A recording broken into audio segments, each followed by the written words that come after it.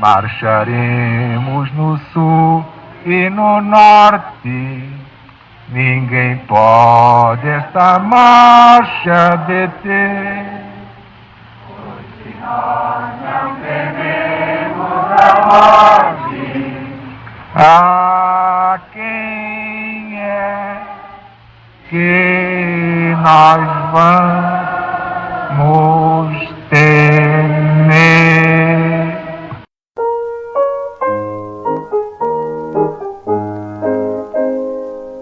Marcharemos no sul e no norte, ninguém pode esta marcha deter. Pois se nós não tememos a morte, a quem é que nós vamos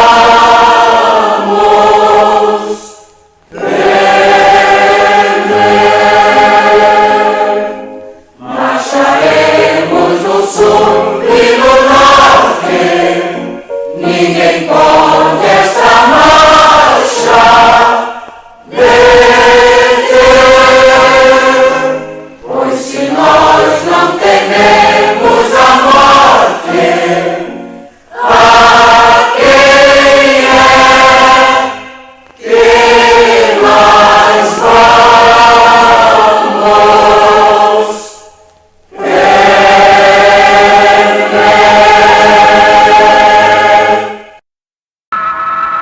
Meus amigos e meus irmãos, Deus está presente.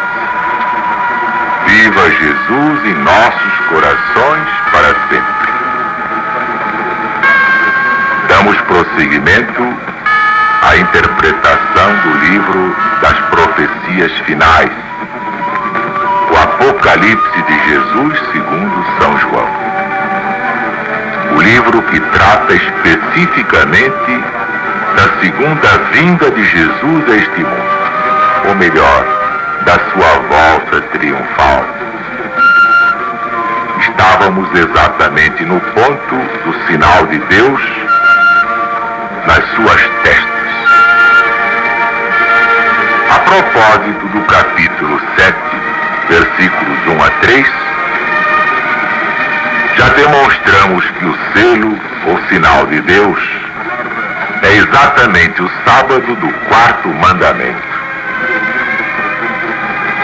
E a história não omite o fato da existência de observadores do verdadeiro sábado através de toda a presente dispensação cristã. Mas é claro que alguns têm levantado a questão: quem eram os homens que naquele tempo tinham o sinal de Deus nas suas testas e que, devido a ele, se eximiriam à opressão maometana? Recordemos o fato, a que já aludimos, de que através de toda a dispensação cristã tem havido pessoas com o sinal de Deus nas suas testas, ou seja, inteligentes observadores do verdadeiro sábado, o que está no Decálogo. Porque para nós os verdadeiros 10 mandamentos são aqueles que estão na Bíblia Sagrada. Lembremos ainda que a profecia assegura que os ataques deste poder assolador não são dirigidos contra eles, mas contra outra classe de gente. O assunto fica assim liberto de toda dificuldade, porque isto é tudo que a profecia realmente afirma.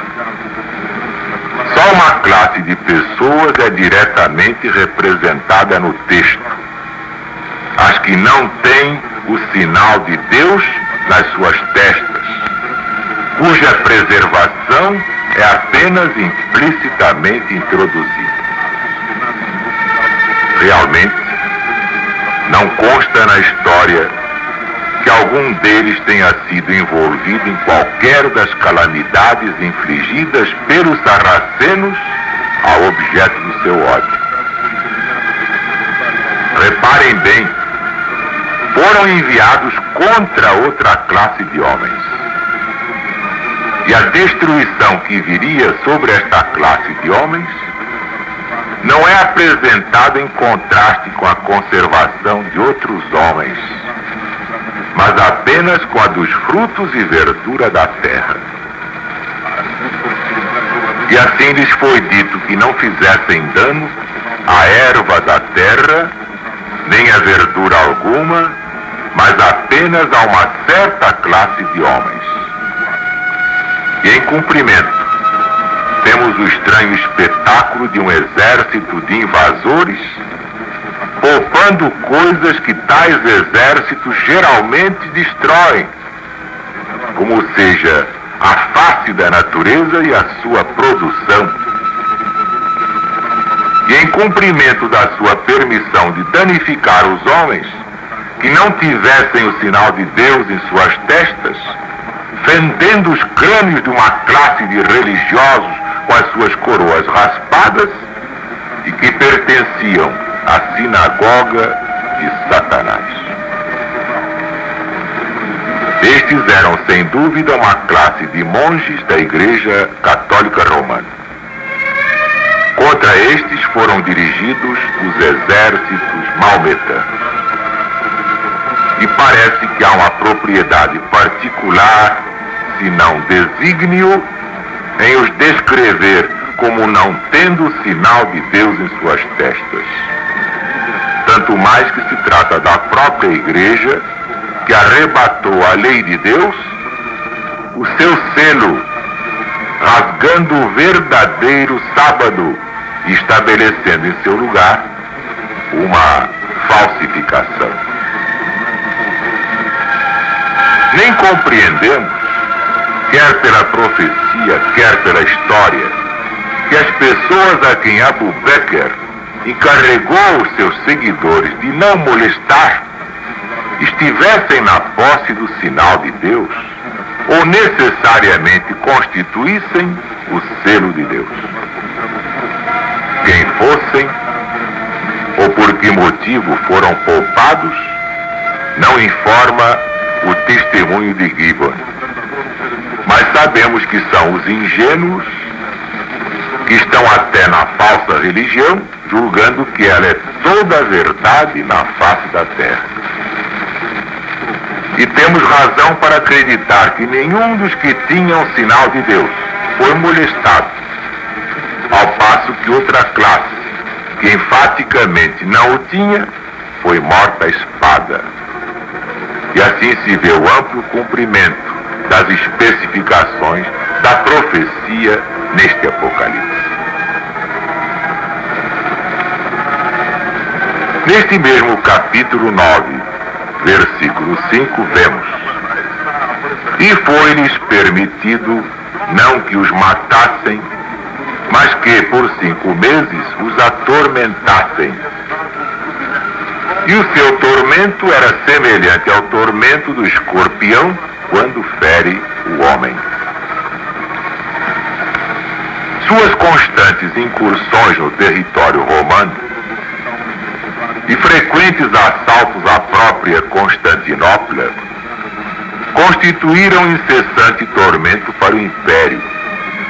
E apesar disso não puderam eficazmente subjugá-lo, não obstante o longo período a que depois se alude mais diretamente, durante o qual continuaram com ataques incessantes a afligir uma igreja idólatra, apóstata, que sua missão era atormentar e depois danificar, mas não matar ou completamente destruir.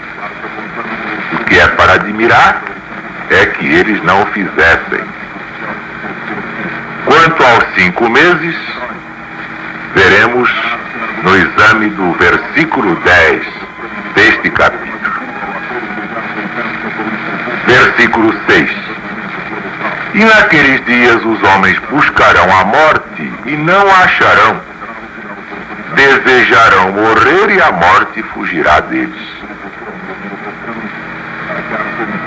Evidentemente, os homens desesperados já estavam cansados de viver, porque aquilo não era vida. Mesmo quando a vida era poupada só para a renovação da dor, e quando tudo quanto reputavam sagrado era profanado, todos quantos prezavam estavam em perigo e humilhação, e os selvagens sarracenos dominavam sobre eles ou os deixavam só para um repouso momentâneo, sempre em perigo de ser súbita ou violentamente interrompido, como que pela ferroada de um escorpião. Já disse aqui várias vezes que a história se repete. A humanidade evolui em pequenos ciclos dentro de um grande ciclo. Esses símbolos se repetem sempre, como vamos ver mais tarde. Mas, nessa altura da história, era exatamente esta a interpretação dentro do Apocalipse, na grande visão do vidente de Patmos, João, o discípulo amado, o evangelista e agora profeta. No capítulo 9, versículo 7, e a aparência dos gafanhotos era semelhante ao de cavalos aparelhados para a guerra, e sobre as suas cabeças havia umas como coroas semelhantes ao ouro, e os seus rostos eram como rostos de homens. Ora, é tradicional que o cavalo árabe leva a dianteira em toda parte, em todo o mundo. A ciência da Arábia, diz a tradição, é perita em equitação. E os árabes ligeiros como gafanhotos e armados com escorpiões, prontos a se arremessarem no momento, estavam sempre prontos para a batalha. E sobre as suas cabeças havia umas como coroas semelhantes ao ouro. Ora, quando Maomé entrou em Medina em 622 e pela primeira vez foi recebido como seu príncipe, um turbante foi desfraldado à sua frente para suprir a falta do estandarte. Os turbantes dos sarracenos, semelhantes a uma coroa, eram o seu ornamento e o seu orgulho. As ricas pilhagens que eles renovavam com frequência os abasteciam abundantemente. Portanto, passar a usar o turbante correspondia proverbialmente a se converter a Maomé, a se tornar maometano. E os árabes eram antigamente distinguidos pelas mitras que traziam. E os seus rostos eram como rostos de homens. A gravidade e firmeza de ânimo do árabe é notável nas suas maneiras exteriores. Seu meigo rosto atrai. Seu amável gesto de cofiar a barba era venerável símbolo de virilidade. A honra das suas barbas era muito fácil de ferir. E tudo isso faz parte da tradição desse povo. No versículo 8, e tinham cabelos como cabelos de mulheres, e os seus dentes eram como dentes de leões. Os cabelos compridos eram considerados pelas mulheres como um ornato. Os árabes, ao contrário dos outros homens, tinham o cabelo como o das mulheres, ou seja, por cortar, costume este registrado por Plínio e outros historiadores. mas nada havia de efeminado no seu temperamento, no seu caráter. Com efeito, como que significando sua ferocidade e força para devorar, que é que diz aqui o Apocalipse? Seus dentes eram como dentes de leões. No versículo 9, e tinham couraças como couraças de ferro, e o ruído das suas asas era como o ruído de carros quando muitos cavalos correm ao combate. Couraça. A couraça era usada pelos árabes nos dias de Maomé. E, por exemplo, na batalha de Uhud, a segunda que Maomé travou com o Quraysh de Meca, em 624, 700 deles estavam armados com essas couraças.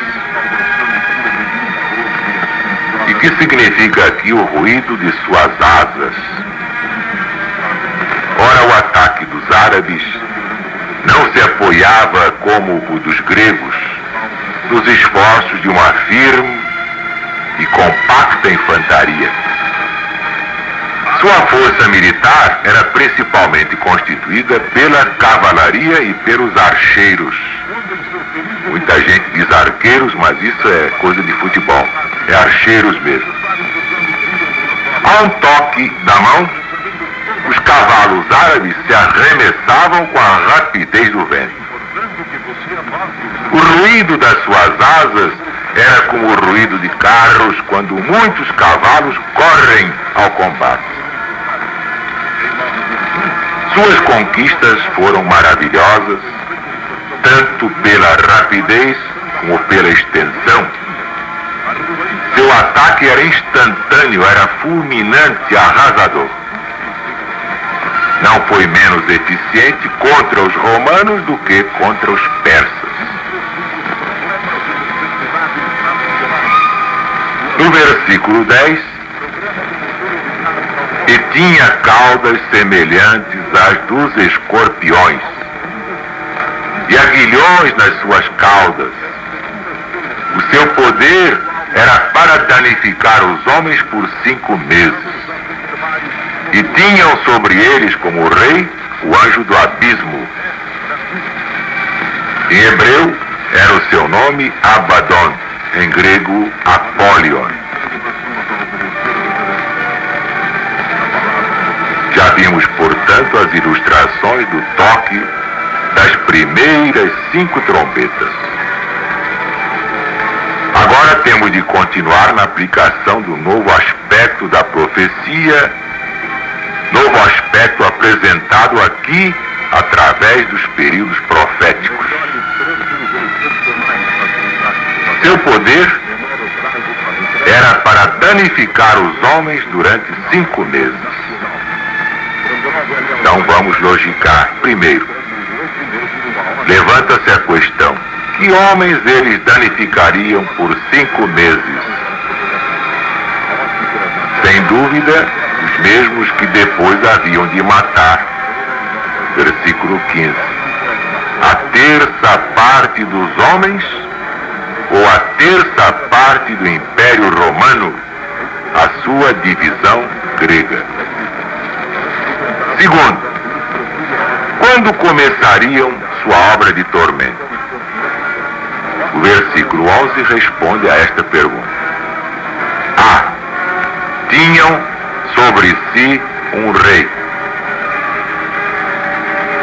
Desde a morte de Maomé até perto do fim do século XIII, os maometanos estiveram divididos em várias facções, debaixo de chefes diversos, sem um governo civil geral que se estendesse sobre todos eles.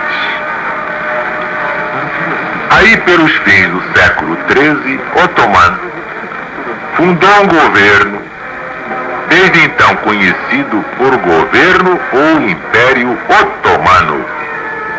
Cresceu até se estender sobre quase todas as principais tribos maometanas, consolidando-as numa grande monarquia. B. O caráter do rei. O anjo do abismo, que vem a ser. Um anjo significa um mensageiro, um ministro, bom ou mau. Nem sempre um ser espiritual. Anjo do abismo, ou principal ministro da religião que dali saiu, quando foi aberto. E essa religião é o maometismo, e o sultão é o seu ministro principal. O sultão, ou grão-senhor, como era indiferentemente chamado, era também o califa supremo, o sumo sacerdote, unindo em sua pessoa a mais alta dignidade espiritual com a suprema autoridade secular. C.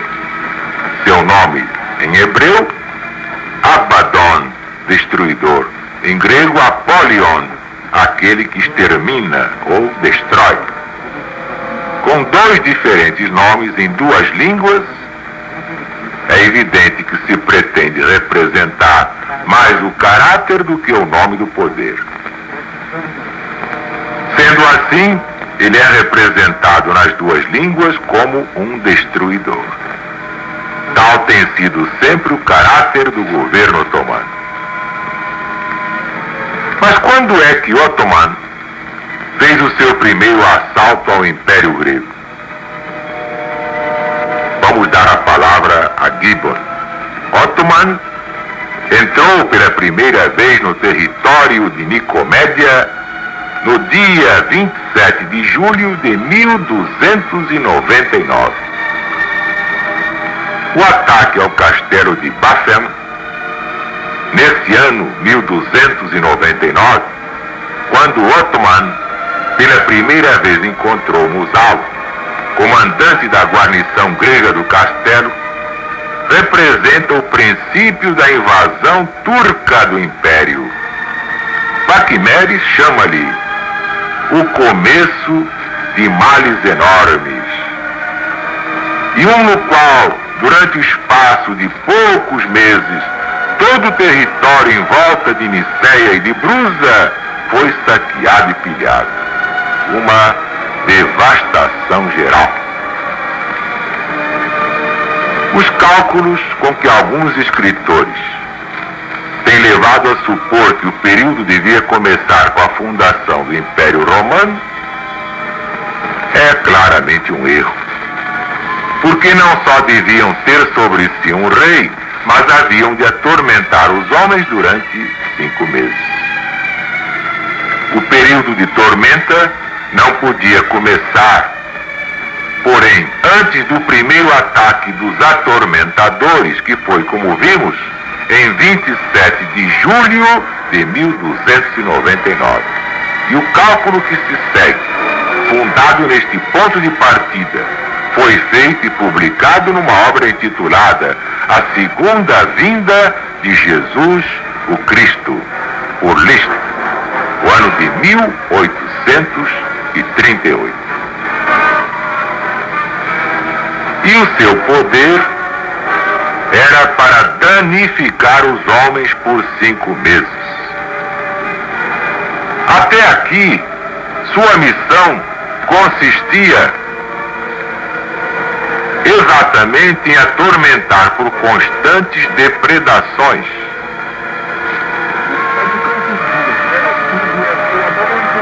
Mas não em matá-los politicamente.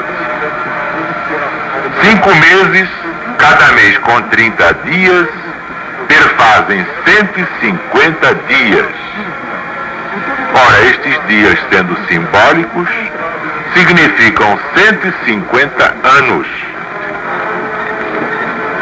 Começando, portanto, em 27 de julho de 1299, os 150 anos se estenderiam até 1449.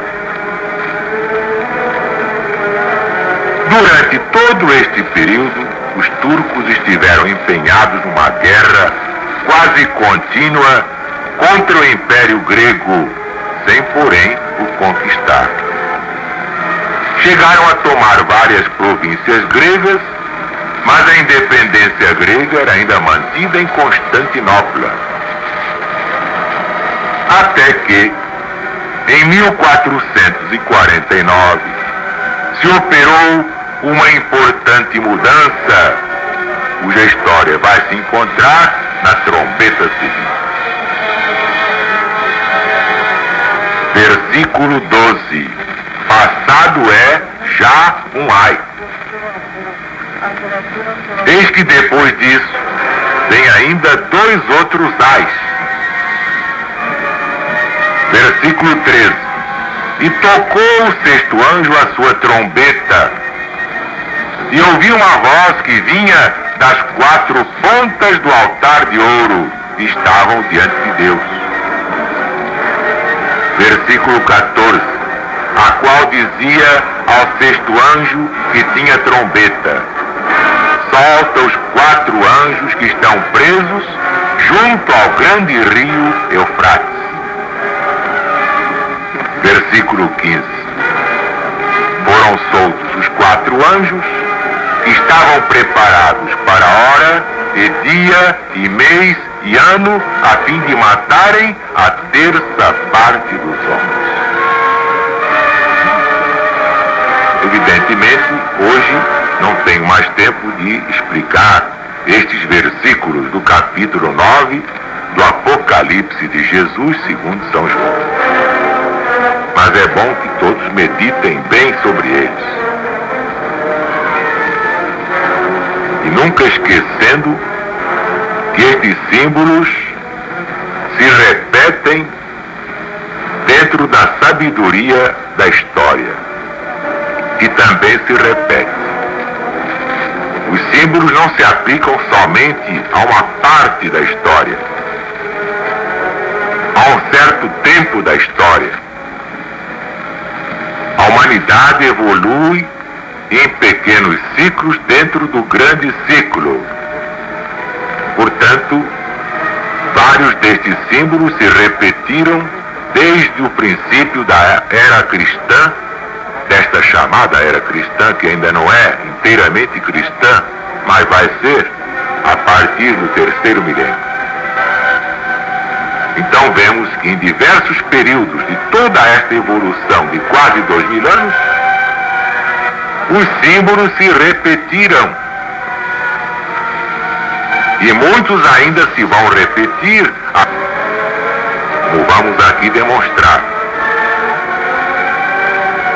Meditem, portanto, sobre estas passagens, porque conhecer o Apocalipse é assim como conhecer uma cidade estranha. Na primeira vez, a gente acha tudo esquisito. Na segunda, já vai se habituando. Na terceira, começa a se familiarizar. Assim é o Apocalipse como qualquer outro estudo da vida humana. Mas este é o mais importante de todos, porque o Apocalipse é o livro das profecias finais. Ele anuncia a volta de Jesus. E realmente, Jesus já está voltando. Já está às portas. Para quem tem olhos de ver e ouvidos de ouvir. E você está preparado para receber a volta do Senhor? Você poderá olhar Jesus nos olhos com a consciência tranquila? Você pode julgar que realmente está em condições de não baixar os seus olhos e não pensar naquelas palavras do livro de Daniel: só nos resta, Senhor, corar de vergonha? É o que sinceramente nós desejamos. Que todos despertem para as realidades eternas, muito acima de todas as futilidades deste mundo. Orar e vigiar, agora mais do que nunca, porque Jesus está voltando. Que a paz de Deus esteja com todos, agora e sempre, e viva Jesus!